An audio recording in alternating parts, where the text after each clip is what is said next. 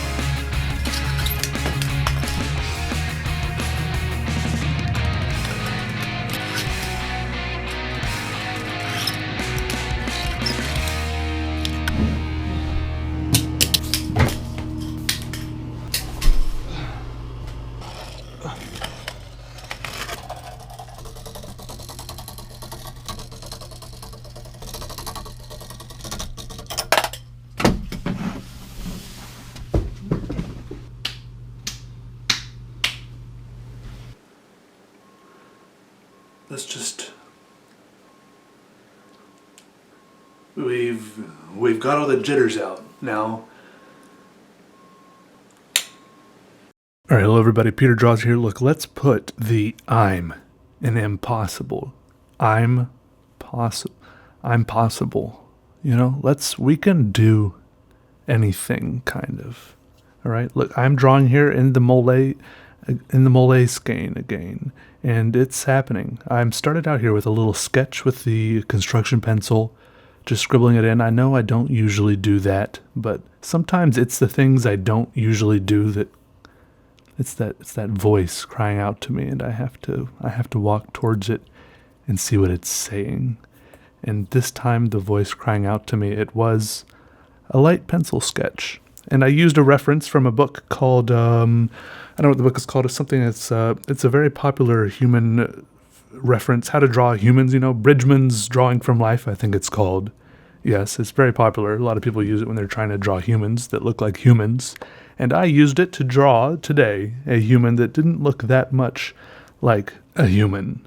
All right, so so it has many uses. It does. So you can do it. You can use it. You can probably use it to look at it. Use it as a reference to draw a human that looks like a large broccoli tree. If you wanted, I would encourage that. I would be all for that, actually. So do that. One person should do that, and then the rest of you should do other things. But one thing, I have actually quite a few drawing books on how to draw things that look like specific things, and you might have noticed if you've watched some of my videos or looked at some of my art that I draw a lot of things that don't look like certain things. But I like these books because in these books they have a lot of shapes. They have a lot of lines, and even looking at these lines, I like looking at the lines and getting ideas for how to draw my lines. You know, like looking at pictures of, you know, like maybe someone how to draw. My mic is falling off of my desk here. I'm just going to hold it up for the rest of the commentary. I'm dedicated like that. I'm willing to do that. The whole weight of the mic is in my hands. All of you are in my hand right now. All of you. How does that feel? Anyways, but I like the shape of things, people in general, the human form. My ladies and gentlemen, the human form, something that can infinitely inspire. It can. And so I like looking at these How to Draw Humans books, and shaping a lot of my lines similarly. Maybe flipping them around, squinching them up a little bit, so on and so forth. But anyways, I don't know. I could go on about that endlessly, and maybe someday I'll make a video on how to go about in the world and look at things in the world. I don't think I'll even have to go far from my doorstep. Maybe I will. Maybe I won't.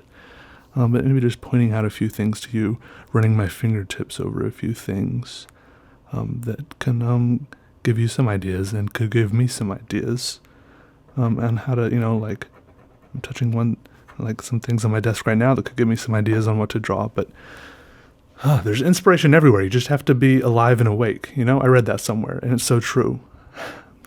Anyways, what I was saying is I looked at a shape in a book that happened to be someone's face. You can see it there on the right side there for some of this video, and then I kind of sketched that onto the paper, and then I traced it over a little bit, kind of as sort of a manner of tracing with a Sharpie pen here, and then I kind of drew a face. It was very disproportioned, misproportionate, unfortunate.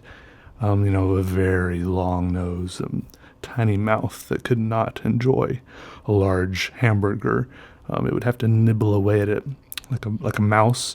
But it was fun to draw, and I went about it in I didn't draw eyes because I just didn't want to draw eyes. I wasn't in the mood for drawing eyes. Like how when you used to draw people in grade school, and the hands were too difficult, so you always drew the hands, behind the person, clasped thoughtfully or clutching something in the pockets. It was just always so convenient. Hands can go in pockets, and that way you don't have to draw the hands, because how many fingers are on a hand anyways? Nobody really knows, because they're always in pockets. You can't count fingers that aren't there. Anyway, so then I drew away, I scribbled and scrabbled, and a face of sorts slowly formed itself on the paper, and I had a great time. This drawing took about 1 hour. I was streaming on my Twitch channel while I did this, so I always work a slight fraction of a bit slower while I draw while I stream, but it was all peachy and perfect regardless. And I like how it turned out. I had a little, I had like a little triangle in there somewhere. I'm a big fan of triangles, like Alt J says, 3 points where 2 lines meet. And for this one, 2 of the lines met somewhere inside this guy's forehead. I don't know why, but it seemed satisfying and appropriate. Maybe not appropriate, but still satisfying. Anyways, thanks for watching, everyone. Goodbye. That's all for today. I'll see you in the next video.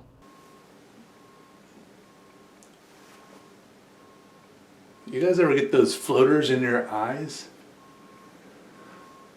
I've had those floaters my whole life, but now I keep thinking that those floaters are like cockroaches or spiders on the walls and ceilings. So it's like messing with me.